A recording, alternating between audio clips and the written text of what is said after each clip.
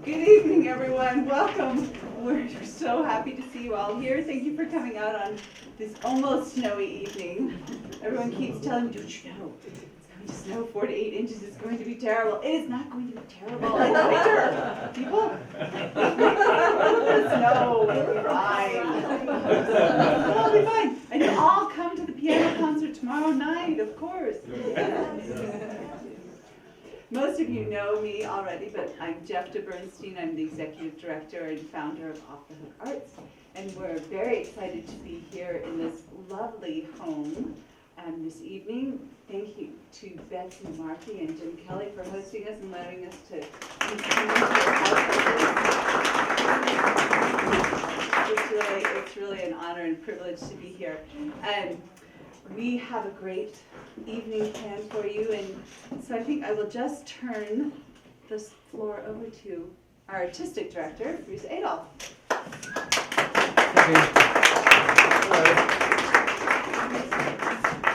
This particular event really does belong in a home. Come on in. Because this is about Beethoven as an improviser.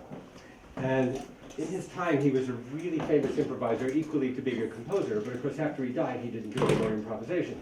So we never got to hear that, and there being no recordings of the time. It's just now two things: letters about what he sounded like when he improvised, and in his music, in his composed music, there are things that seem like that must have been what he was like when he was improvising, because it breaks out of the structures and becomes kind of dreamlike. And there are things we know from both letters and these pieces that he must have had a very unusual manner of improvisation that took people into, really brought them very far away in their minds and emotionally.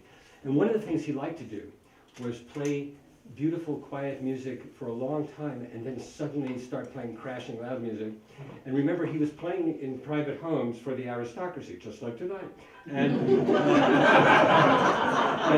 what he liked to do was see the aristocracy almost weeping and then suddenly shocked, and he would laugh and say, I can do anything to you I want. But he didn't like to play at parties. You can imagine, he wasn't George Gershwin, you know, he wasn't sitting at the piano entertaining everybody. But everybody wanted him to do that. So here's a letter, I'll just read this to you. I'm going to act out some of it because they would get him to play by various trickery. So this is a letter. It's translated from the German, but everything in it is true. Beethoven never played in Schneider's house. The young musician complained of this to a certain Herr von Bonora, a member of Beethoven's circle, who told him that Beethoven never played when coaxed. One had to get him to play the piano by trickery. You will have noticed, said Bonora, that Beethoven has the habit of pacing up and down the room during a conversation. I'm just going to pace for a second. Get in the mood here. If you pace up and down with him, you don't have to do it. If you pace up and down with him and speak to him about anything at all except music, then as you pass by the piano, play a note as if by chance. Got two. Then be surprised and say, why, Herr Beethoven, this key has a slow action. Beethoven will go to the piano and test the key by striking it several times. Then bring him a chair. Then it says he will play the fifth and the third. And then he'll add the bass to the chord. He will sit down and continue, I sat down too soon. He will sit down and continue testing the dead key in all manner of chords. In this way, he begins to improvise without even noticing it, and you are afforded a rare pleasure. This ruse never fails. I have often used it myself with great success. So let's see, if you start, what would he do?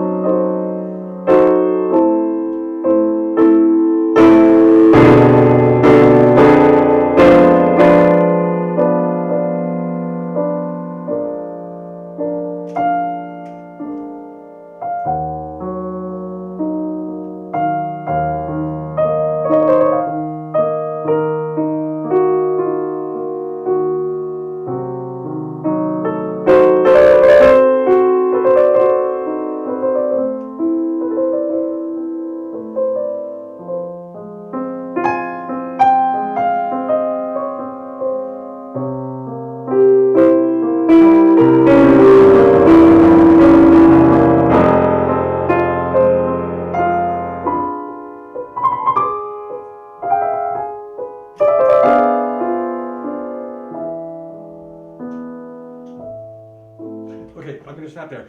This is improvising in that world of Beethoven's, and I'm going to try to do a couple things. Explain to you, whether you're a musician or not, I'm going to explain what I'm doing, how that works. Because it has a mysterious quality, even for the person doing it, but it also has things that are not mysterious at all. Like, I'm improvising now because I don't know what the next sentence I'm going to say to you is. Because I'm very, very familiar with English, and I know my own ideas as I'm talking to you, so I can talk to you without having a clue what I'm saying. We all do that. In order to improvise on the piano like that, you have to know not only harmony and obvious things, but shapes of melodies, and these are not hard to learn. But you need to know what it is that expresses certain emotional things. What are those devices and techniques? But you don't want to use them, you want to allow them to actually do that, to express techniques. But the other thing is, there are things that I can explain to you right now that will give you an insight into that kind of improvisation. But before I do that, I just want to play a few moments from Beethoven's actual music where he was obviously in a dream world. After I get rid of the picture of my daughter and my parrot. Okay. Here. So this is from Opus 110. Beethoven actually did make PDFs of it. No, okay. So, by the way, this is not a real piano. I don't know if you noticed that. This is an electronic piano. One good thing about that is that if Beethoven were here, it wouldn't break.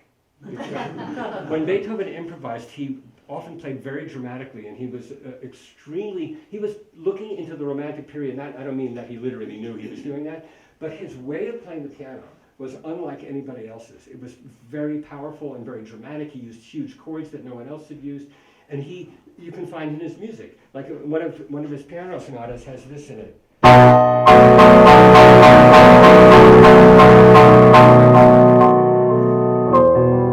And that repeated, that kind of thing, nobody had done that. And to the pianos of the time, the strings would break. You know, and he broke strings all over the place. So here's a passage from Opus 110, his piano sonata, in which several things happen. It starts off with something that could be, it sounds composed, but then it goes into a little dream world that sounds like a recitative, like an opera singer is. And a recitative in opera means that you're not singing an aria, you're singing dialogue, and they often have a similar quality. And it also sounds a little like a cadenza from a concerto. But one of the things that he does that's really strange, and not only is this written in a lot of his music, but there are lots of letters about this, he would put the pedal down and leave it there longer than the chord progression sounds like it should be, to make a kind of blur that seems to be in a dream. And you'll hear that even in this passage. Then there's another weird thing that happens here. One note gets repeated over and over and over and over in this very strange way. And people have a lot of theories about it. I have my own theory, which is, and I just wrote about this for a journal, and I got some doctors to read it first, because I'm writing about, does Beethoven sometimes represent tinnitus and deafness in some way in his music? He said he did. And so people are always trying to figure that out. And I think that this is a kind of tinnitus of the ringing in the ear. That's the only way you could do it on the piano. And it comes out of that, and it ends with a little bit of operatic recitative. And then it goes into something else, which I'm not going to play. I'll just go that much. So this is actual Beethoven.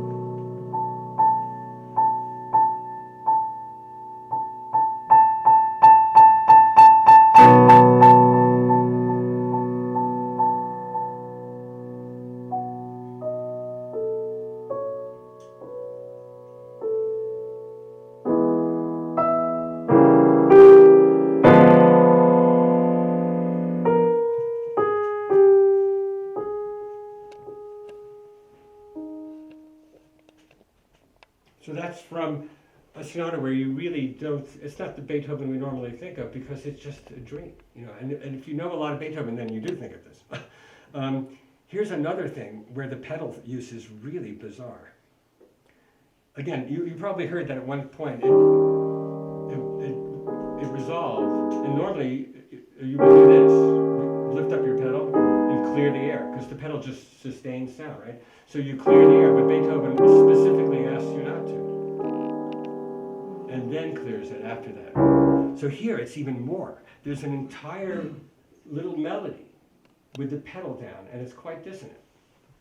But it's also extremely quiet. It says with lots of expression and very simply.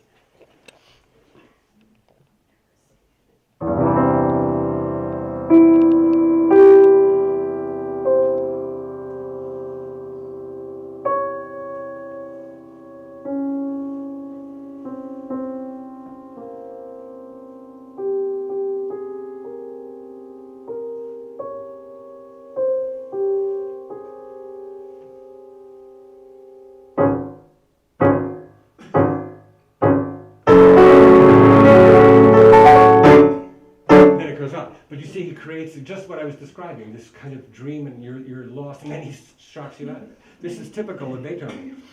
All right, so how does this happen? There are a couple of things. There are certain harmonies that have built-in suspense.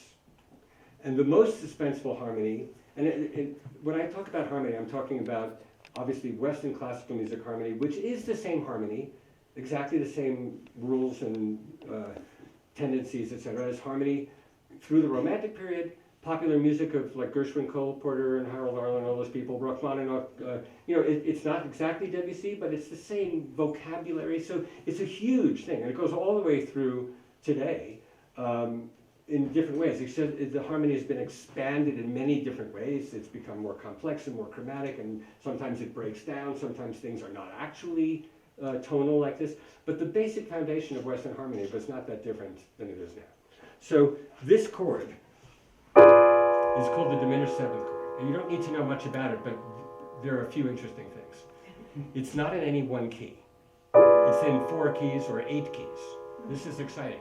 If you're a composer or an improviser, it's very exciting. Because, for example, let's say I take this chord and I want to go to one of those keys. If you know any math, you're going to love this. These are symmetrical intervals. They're all the same. Minor third, minor third. So I can turn this around. It doesn't sound any different. So if I drop any one note, I get a different harmony called the dominant seventh in a particular key. So we're in A minor if I do that. And now I'm in A minor. Take the same chord, lower the top note, I'm in F sharp minor. Take the same chord, lower this note, I'm in C minor. Take the same chord and lower the B to B flat, and I can be in E flat minor. I could also be in any of those major keys. So with this chord, I'm in 8 possible resolutions. That creates a lot of suspense and tension. So that is the most favored chord in improvisation of that period, and also of Mozart, because it is a chord where you don't know where you can go, and the composer or an improviser, which was usually the same person in those days, could decide, while playing that chord, a lot of things. I'll give you a couple examples with that one chord. I'll keep in that same kind of mood.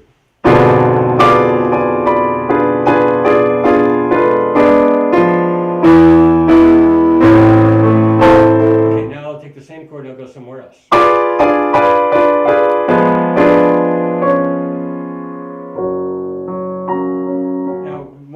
That's interesting is I can keep coming back to that chord, and now you're expecting what you heard last time, but I'm not going to give you that because you just heard that. That's what they did. Now I did that like 4 times during the first improvisation. See, but I'm not taking the mystery away, because I think the more you know, the more amazing it is actually, because the structure, the harmony, the way things work is so. Nobody planned this out. No one person thought of this. This evolved. It's the language of Western harmony, just evolved through lots of improvising, composing, building instruments. Nobody did this. Various people would stop and do it better than everyone else, or in terms of composition, or there were books written that suddenly explained a lot to everybody, and that helped too. But here, I'll do one more with the same chord. Now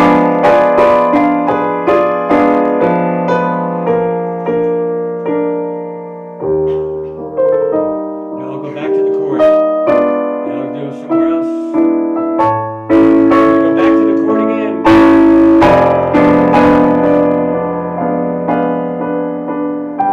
Going somewhere else by resolving it differently. See, and this alone is interesting. You can listen to that. I can do this in different ways with different textures for a while, and it's fun.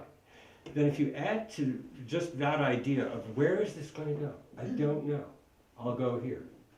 That's the essence of drama. You don't know what's going to happen next. This is not what you expected. That feels good. Feels interesting. You can make it funny, and you can make it dramatic. You can make it sad because it has to do with touch, how loud or soft it is. It has to do with with the resonance on the keyboard. For example, I can emphasize exactly what I'm doing by lowering one note and making that the whole point, and it will seem very important.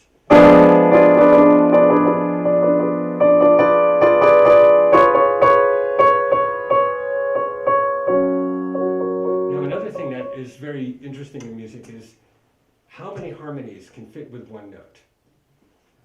This is done in every style. Every improviser knows that if you have one note, you have already a lot of choices. For example, that's a mistake. Here, there's a B.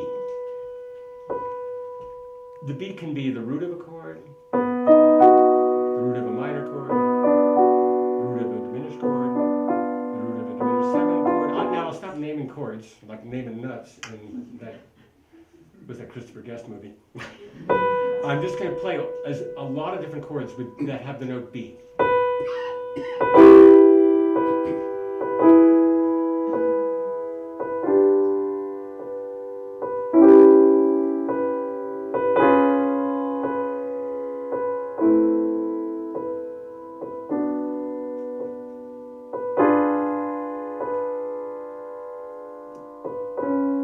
I can do this for a while, and then if I decide, I can make them slightly more modern chords too. And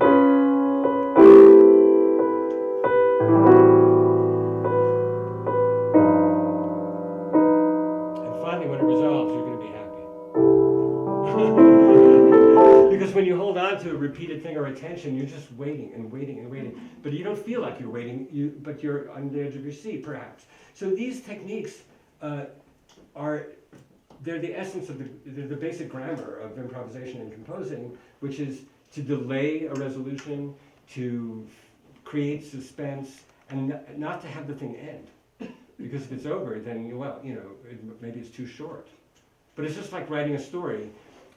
You have to build in some conflict, which is the tension of the harmony. You have to have characters, which is perhaps the tune, which I'm getting to in a moment. And you don't want the story to end too soon, or it's not good. You have to get there at the right moment. Now, I don't really need this thing here, so let me get this.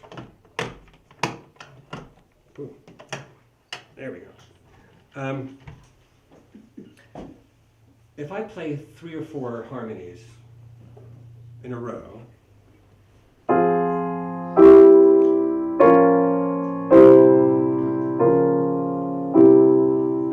I could play them expressively and dramatically, which would help, like.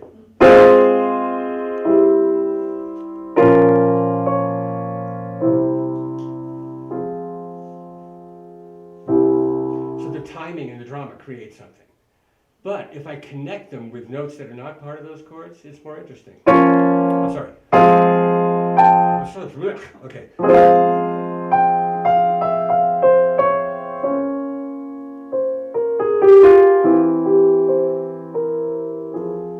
Nothing to that. That is really easy, right? I'm playing it, so that it sounds dramatic, but that's like having an actor read lines that are very simple. Basically, all I did was play parts of the scale around those chords. Now, if you hold a note over, instead of doing this, which is very simple, if I just hold one note over, it's long. This is a very lot of those suspensions and have surprising harmonies, it's already really interesting. So the basic techniques are not really, they're not mysterious, but they can be used in mysterious ways. What is mysterious is when an improviser enters what we call the zone, where you're not deciding what to do, you're allowing it to happen, just like in any other kind of improvisation, which could also be like improv comedy, where you could work it out, you could test it out, but also if somehow you're in that zone and all these funny things come out of your mouth, because the person you're doing it with says the right thing and it triggers you, this is exactly the same thing. In order to do that, you have to have horizontal thinking going, meaning you have to make connections. That horizontal thinking is what musical improvisation is really all about. In other words, I might think when I play this chord of all the 25 things that I can do out of the thousands that I can do. But my finger, if I'm really in the zone, my finger might do something and I'm not even, and then I'm going to take this idea and I'll do different things with what harmonies can go with it. And you think it's going to go like that, but I'll decide to go like that instead. And if I do it long enough, you'll really get sick of that. But if I keep it interesting to me, then it will be interesting to you.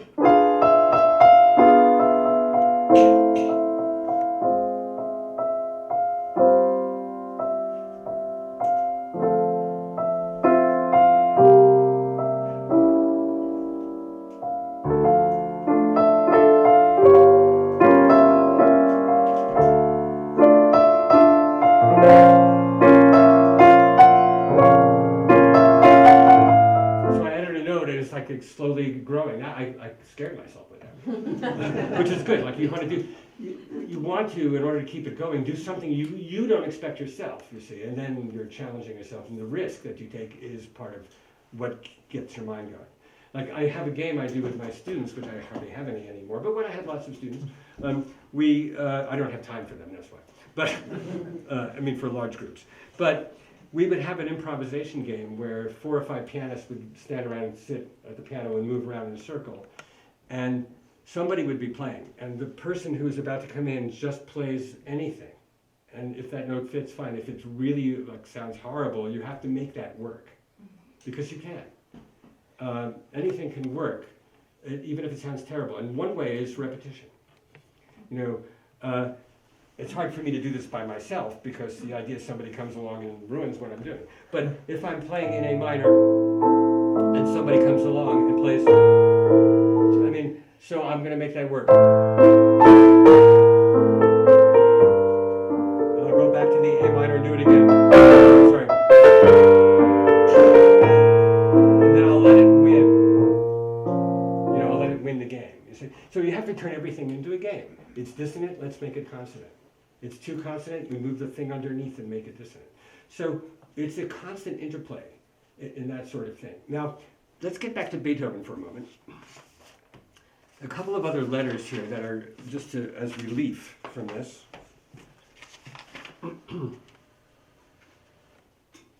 This is a great story. This is a letter from Franz Glügel. He's only known because of this letter. Among the noblemen who lived in Linz at the time was a certain Count von Dönhoff, a great admirer of Beethoven. During Beethoven's visit, he gave a number of soirees in the composer's honor. I was present at one of them. There was much music making and songs by Beethoven were sung. The master himself was asked to improvise on the pianoforte, which he did not want to do at all. That's always in every letter. In the adjoining room, there was a long table laden with refreshments. Hey, wait a minute. That's exactly what's going on here. I actually didn't think of that when I picked this letter. There's a long table laden with refreshments in the next room. Okay. And finally, it was time to eat, according to this, not yet.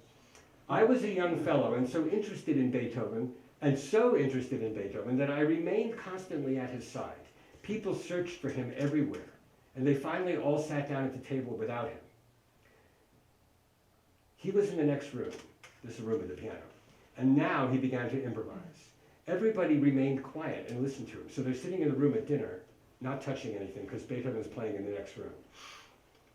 I stood next to the piano. He improvised for about an hour. Little by little, everybody got up and gathered around him. It now occurred to him that he had been requested a long time ago to come to the table. He hastened from the chair and left the room and went next door. Near to the door, there was a table with porcelain on it. He knocked against this table so the porcelain crashed to the floor. That's not going to happen tonight. I did ask you to move that saxophone. He knocked it to the floor. Count Dönhoff, a rich aristocrat, laughed about it, and once more they sat down at the table. So they broke the porcelain, and because it was Beethoven, who cares?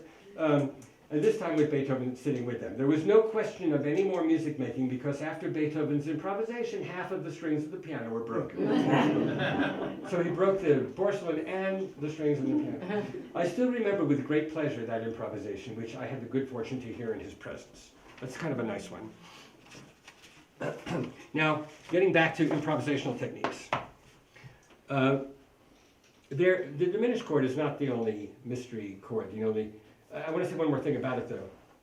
The way a diminished chord works is true of many things that are not music.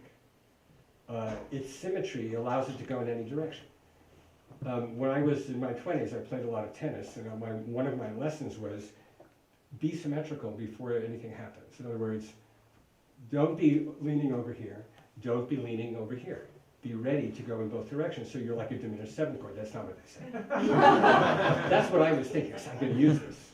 So if you're able to go in any direction, it's because you're standing perfectly symmetrically with your body. And then if it comes here, it doesn't feel like you have to go from over here to over there. So, and that's why the racket was in the middle.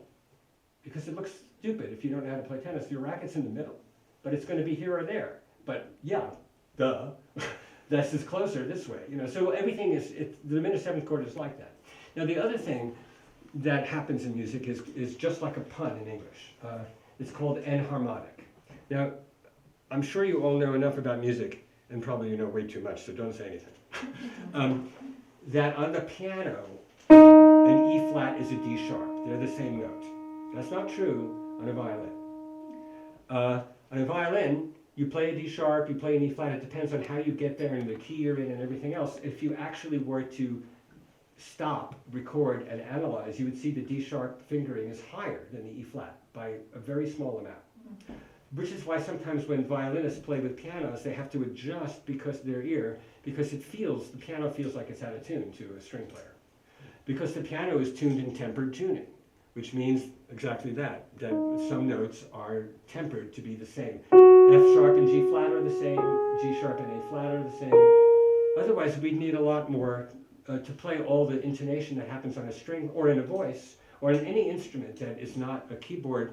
The guitar has frets that are like the piano, which makes it kind of tempered.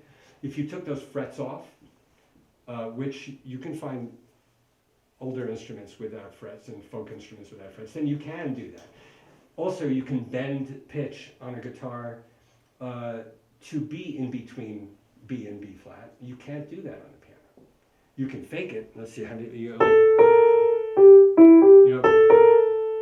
it sounds different than going like that, but it's not really happening. So the pun is that if you know that this is an E flat major chord, you can take your B flat and then play a chord in which this is an A sharp. Now it could still be a B flat there, so I'm going to do this. I use a diminished chord. You have no idea what it is now. And now I've made it into an A sharp. See, now you may not follow all of that, but you get the idea that I'm redefining that note by the harmony around it. Now, I have an example of Beethoven doing that somewhere on here. Or that might be on my computer, but I know what it is anyway. Okay. Oh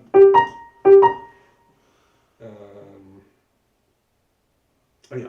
So in his E flat major trio, which is the Opus 1, it's his first published work when he was in his 20s, he has this passage which goes, or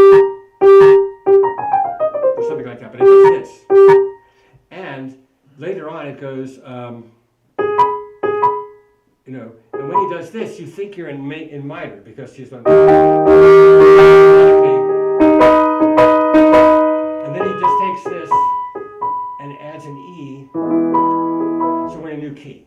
So instead of these two notes together, could be part of this harmony or this harmony.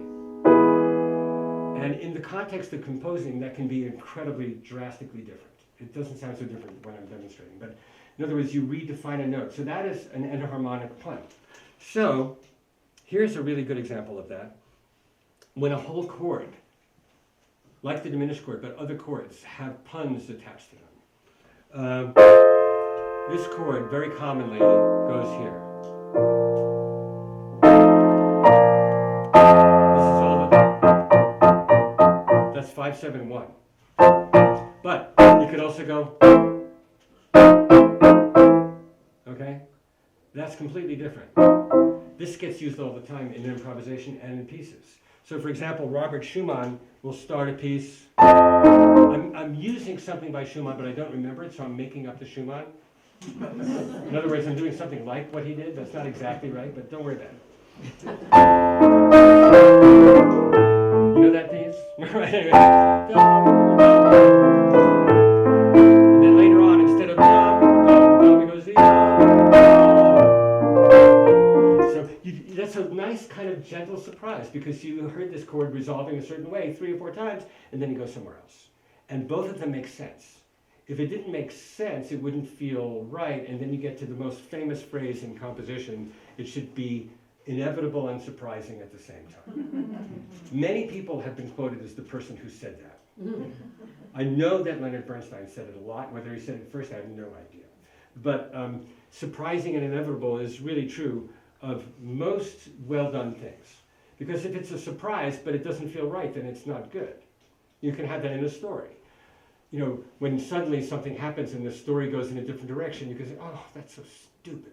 You know, it's not. But if you were expecting one of 3 things and you get a 4th that fits somehow, like you didn't think of it, but it's actually just as good, that's fabulous. And that's surprising and inevitable. You can do that many different ways. One, as I just did, is this setup.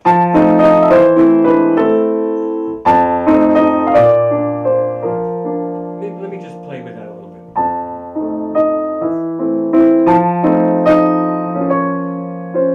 See, that was slightly different, just because it was minor.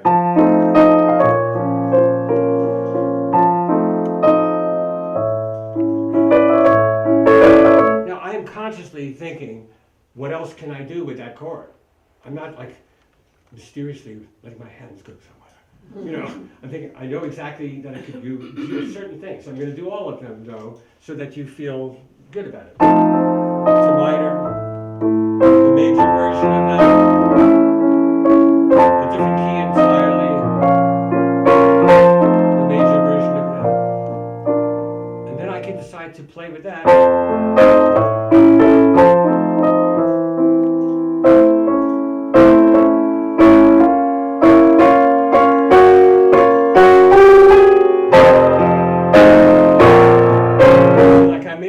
What am I going to do? I'm going to do that. And it's minor too, so you feel good, but not so good. You know? So sometimes, like with that final resolution, I realized what I was going to do just a hair of a second before you do it, which is how it feels like when you're talking sometimes. Or, as Oscar Wilde said, I think it was Oscar Wilde, but since I don't know what I'm going to say yet, I'm not sure. I don't know what I think till I hear what I say. That's either Oscar Wilde or, who's that other guy? Noel Coward. Not Noel Coward. Who's the other one? Anyway, one of those guys. I think it's Oscar Wilde. I don't know what I think till I hear what I say, but since I didn't know I was going to say that, I'm not even sure if I thought it.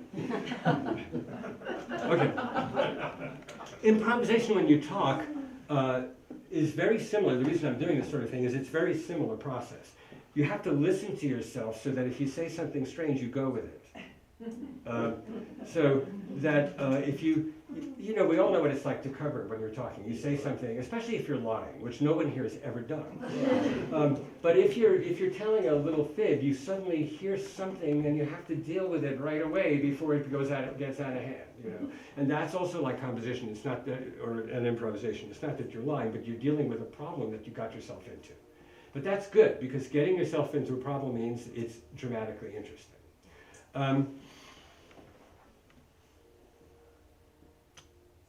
I also think, I want to say something about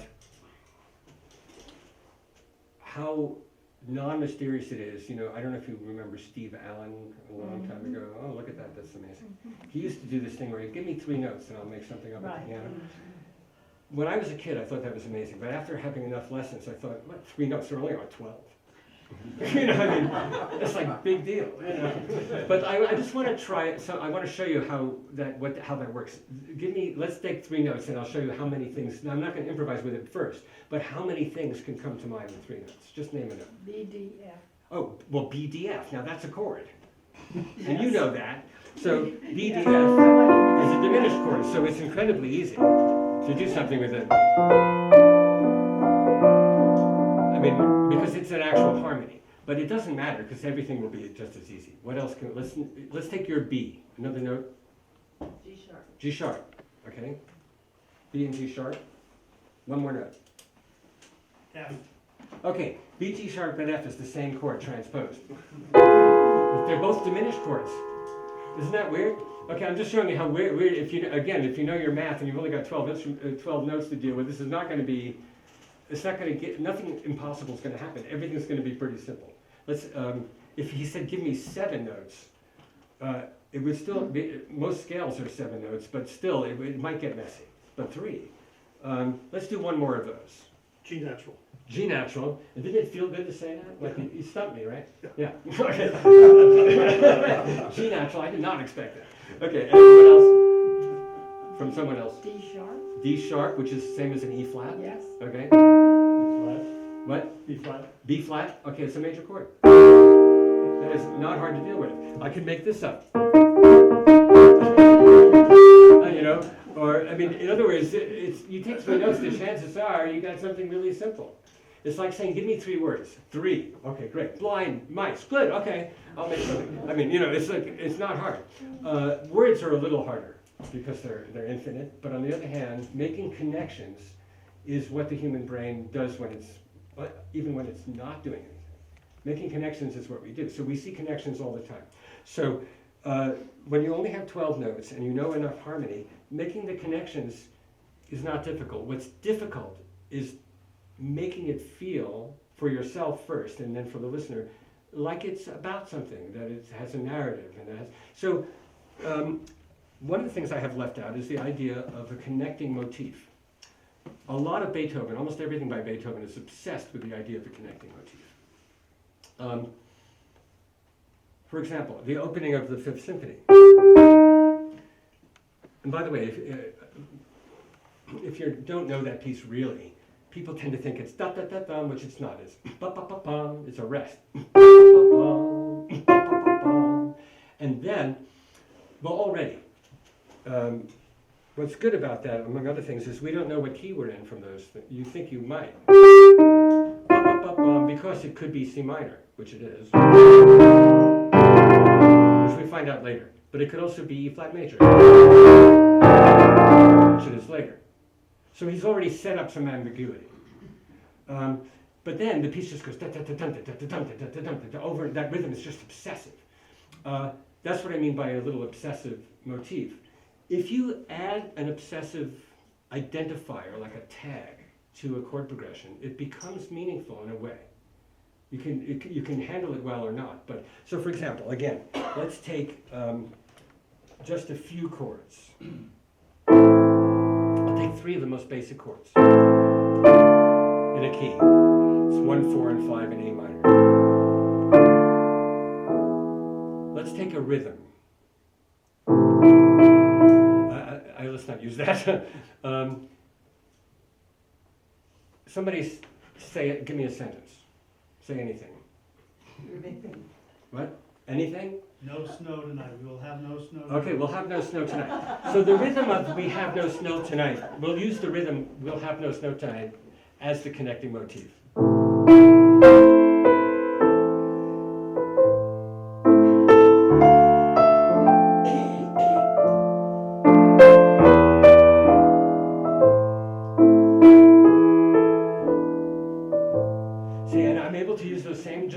basic chords. Now it starts to mean something because we have the shape where we're hanging on to that shape. Yes.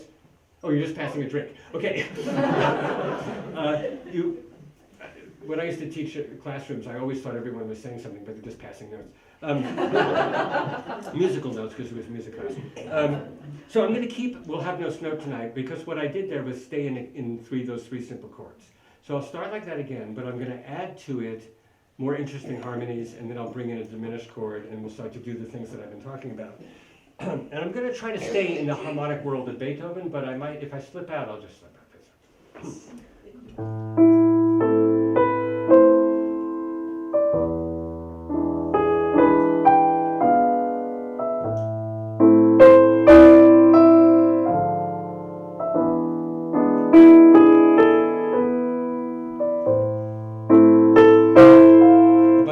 I'm going to also have to break this up because we don't want to be having the exact same rhythm. So sometimes it'll be we have no, we'll have no, we'll have no. And sometimes snow tonight, snow tonight, snow tonight.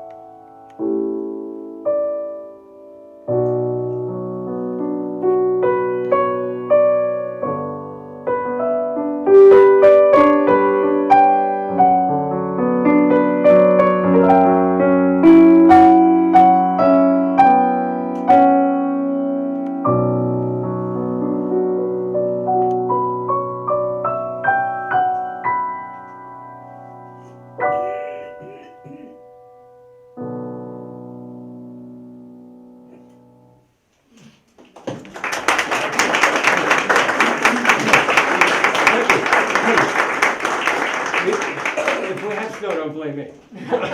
So I have to say there were at least 6 times I thought I was going to end it. And you probably thought so too. And I decided, no, I'm not going to end it. And so then I had to come up with very quickly, either consciously or not consciously, which is not that different when you're doing this. It feels sort of the same. In other words, the difference is I make a decision or I do the decision. That's the difference. Well, I like that. I never said that before. Barbara, do you like that? Yeah, okay, this is our cognitive neuroscience question. Okay, yeah. What did I say? I think it or I do it. I make a decision or I do a decision. I'm going to write that down because I'm going to use that again. See, that was also, that's the first thing I learned tonight. I make a decision or I just do the decision. That is, this made the whole evening worth it for me. Or I do. Okay, good. Now we have a few moments because this is about an hour. So if you have a question or a challenge or a note you think I can't find on the piano. Well, that's another thing. There's some of us saw the movie. The other night, which has the Brentano Quartet playing the score. Last night, a late quartet, a great film. But there are so many films about music where they get so many things wrong. And one of the ones that really cracks me up is Amadeus, because everything Mozart says in that movie, he said, but he wasn't 35 when he said it. And the actor was 35 the whole time. Many of the things he said when he was 6, 7, 11, and they have him say, this 35-year-old actor, saying these things to people in a court, and they're all shocked by what he said, but he was 6 when he said that. So it's like the whole thing makes no sense whatsoever. And he wasn't acting like a little idiot. He was a child when he said that. And why would a 35-year-old be amazing for saying some of those things? He wouldn't be. Anyway, I just thought I'd throw that in. But there's another story that is more germane to this from that movie. I think it's F. Murray Abraham plays Salieri, and he's explaining how he gets ideas, or he's trying to compose. I don't remember exactly what's happening, but he's sitting at a piano or a harpsichord. It's a piano, and he needs some inspiration. And I think there's a crucifix or something. And is this right? And he looks at that and gives him this idea. And basically, he plays. He looks at this thing, and then suddenly he does something like this, And he's in a state. And I was very good friends for a long time with Lucas Foss, who's not been with us for a while. And we were introducing a concert together in New York. And I told that story to make fun of it. I said, we were both standing in front of an audience, and I said, and the idea that the crucifix is giving him an A major chord, that Salieri, who wrote 600 operas, couldn't figure out that there's an A major chord there without the crucifix. It's ridiculous. And Lucas said, but sometimes it feels like that. Oh, damn. That is totally correct. Sometimes it feels like, the mystery is like, of course you know all the notes and the chords and where they are. But sometimes it feels mysterious even to do that. And I think his point was, in the movie, they were trying to convey that mystery, not the obvious. So I was glad I hung out with him. It was great. And then there's something else, though, in the movies, which has a lot to do with creativity and improvisation at the piano. There's a movie about Gershwin, and there are many. And I don't remember which one this is, where he's sitting at a piano with a cigar, which he often did. And he's coming up with a song. And I won't imitate the movie. I'm going to exaggerate a lot. Because the idea is he's looking for a melody. And this is something like what it's like in the movie. Yeah.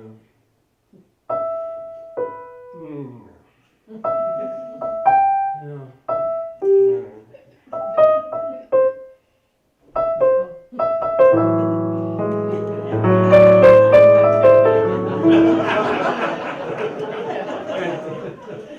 I'm glad you're laughing. It's ridiculous.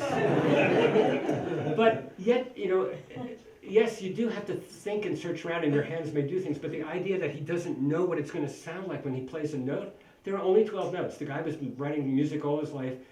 He didn't know what to sound like. What is this note going to sound like? Oh, no, that's no good. He knows what that note's going to sound like. So that really drove me crazy, that sort of thing.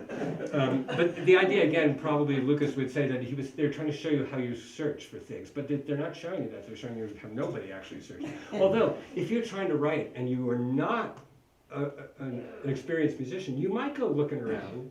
I think people do that. I never have understood Irving Berlin. He couldn't play the piano very well. And I know for a fact, and I actually know his relatives. I have met some of them this year, and we had dinner at my house. It was very exciting. He has his granddaughter has her son works at the Chamber Music Society as an intern with me in Lincoln Center in New York, and so. When interns come in, I always check out their resumes, and he looked really interesting. So I Googled him, and I saw that he was somewhere. It said that he was the great-grandson of Irving Berlin. So I didn't spread that around, but I asked him about it, and then I got to meet his whole family, and then I had them all over for dinner. So it worked out very well. But Irving Berlin only could play black keys. You cannot play any of his music, any of his songs, on the black keys alone. You can't. So I just was reading this morning. I'm reading Oscar Levant's memoirs. You know who that is? Some of you do. Oscar Levant was a pianist, and he wrote some songs, and he wrote a few film scores, but he was a very close friend of Gershwin, and he was a close friend of everybody in that period. He knew everyone. He wasn't that great a musician, but he was a really big and annoying, funny personality, so everyone hung out with him, and he ended up, as an actor in movies, playing a big, annoying personality pianist. Yes. Just exactly like what he was. And he's in American in Paris. He's in a lot of these films. And he actually is in the big Gershwin epic.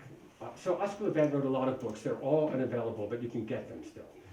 They're not published. So in it, he says that he was present at a party where some movie producer asked Irving Berlin, who was at the party, to play some songs for him.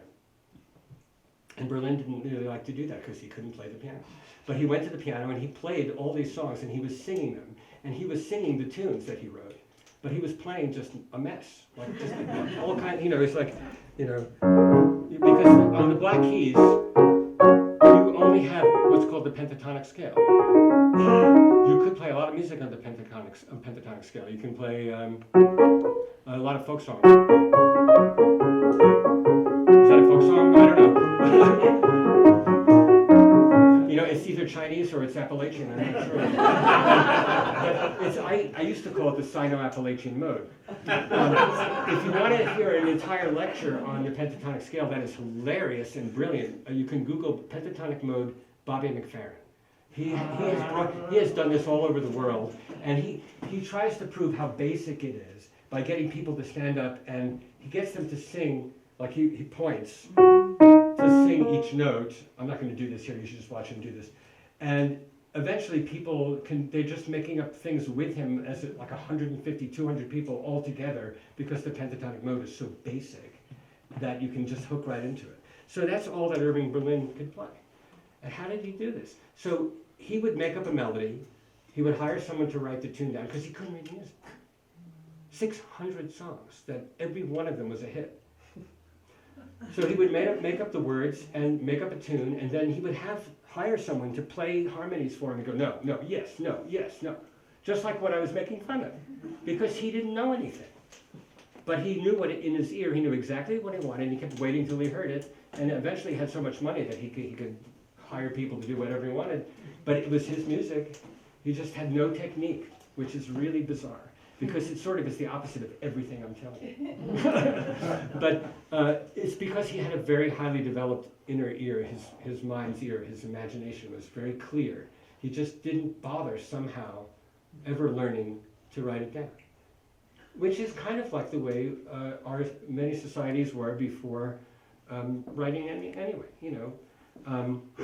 There would be the guy in the town who knew everyone's stories and would be in the Jewish shtetls in Europe. There were a guy called the Botkin, and the Botkin knew everybody's story inside out, and nobody was writing things down if you go far back enough.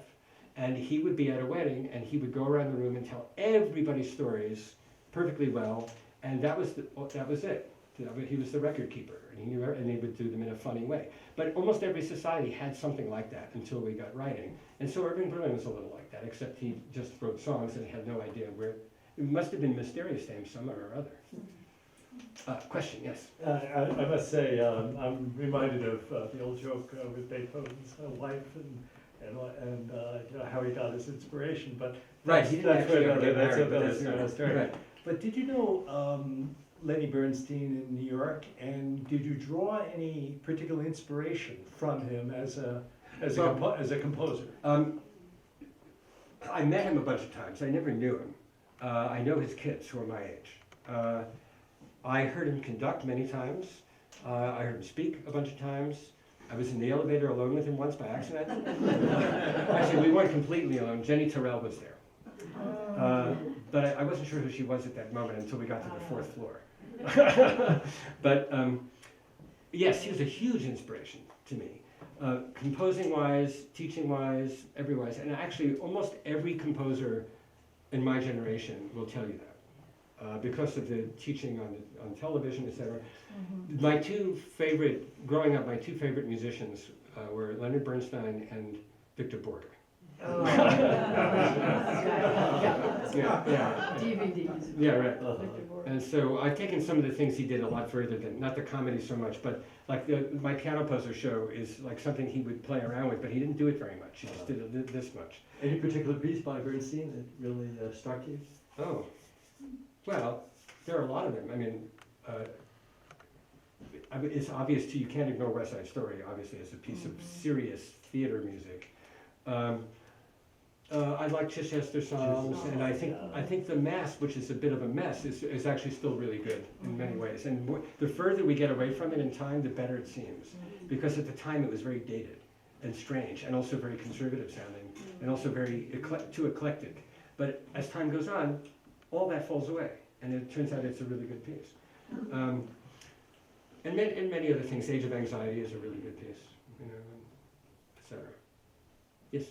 Well, back to Beethoven, and I may have missed it, but do you have a Beethoven passage or piece that you can share with us that you believe comes from or demonstrates improvisation? Well, I did a few excerpts at the beginning with the pedal down where it's very dreamy and things like. You know, I have another one with me where it's doing exactly some of the things that I was talking about. It's the piano introduction to.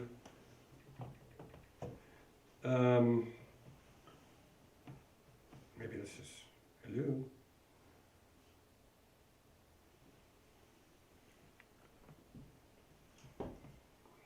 Seems a little stuck here.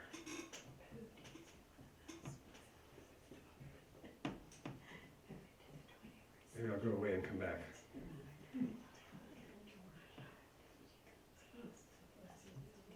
Okay.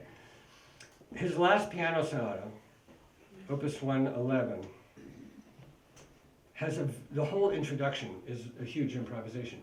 And it is in a romantic style of piano improvisation that he was the first person to do, in which if you play a chord, you try to move as little as possible. Like if I move this note up, I have a new chord. And I can move it up and get a new chord. I can drop this one and get another chord, but I have to resolve this, and then I have to add one note. In other words, it's kind of a one note at a time, like your fingers are crawling around. So instead of using logic or grammar, you're sort of just moving as little as possible. That is exact, and Chopin does that a lot. That's exactly what this does right here in the beginning of the Opus 111. I'm skipping a few passages, but here.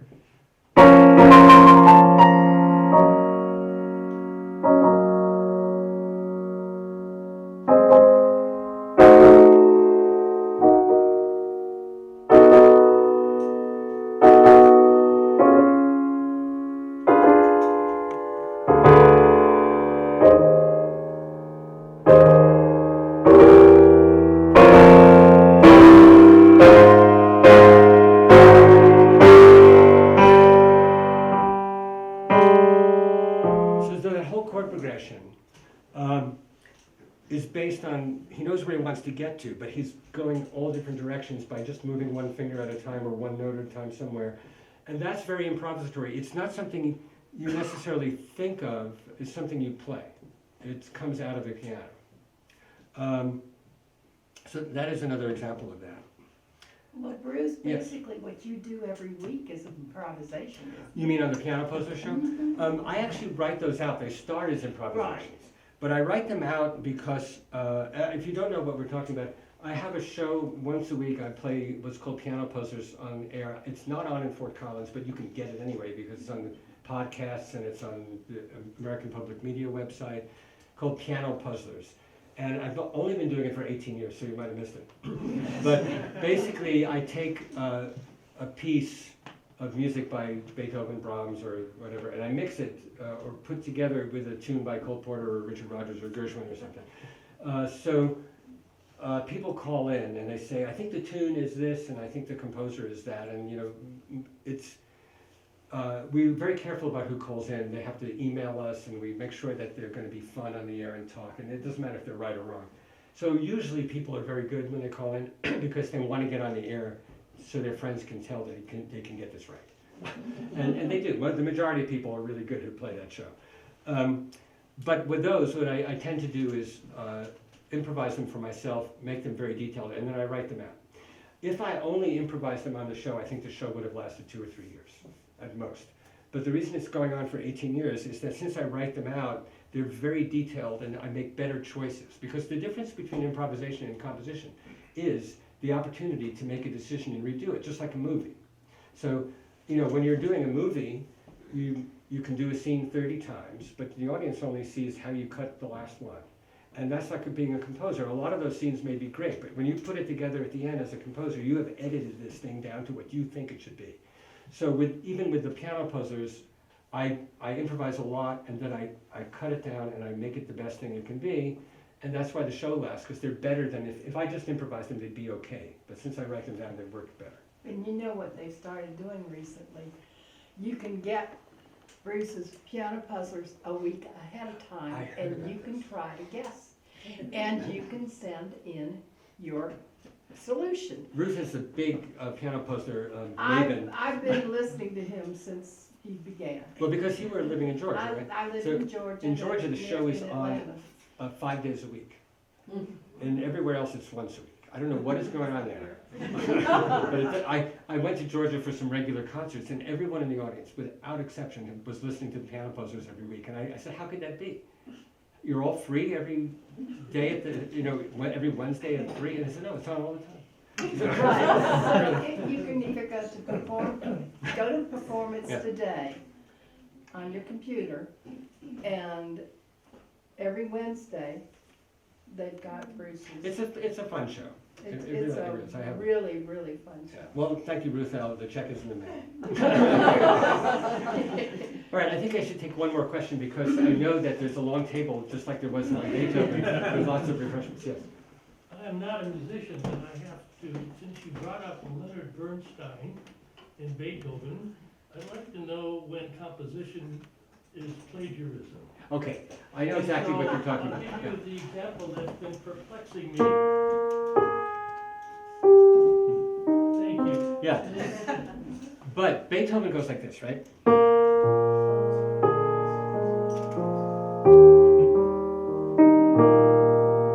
And Bernstein goes.